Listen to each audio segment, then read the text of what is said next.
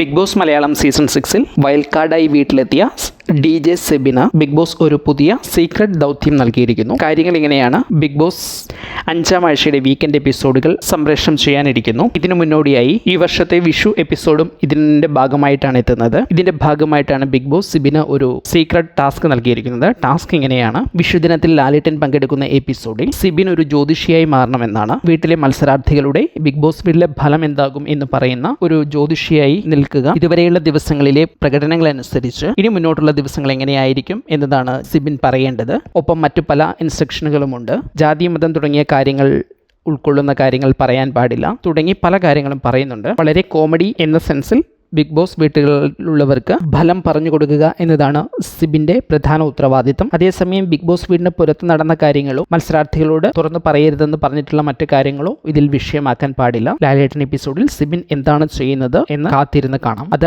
ആർക്കൊക്കെ എന്തൊക്കെ ഹിന്റുകൾ കൊടുക്കുമെന്നും അല്ല ആരുടെയൊക്കെ ഗെയിമുകളെ എങ്ങനെ മാറ്റുമെന്നും നമുക്ക് നോക്കാം.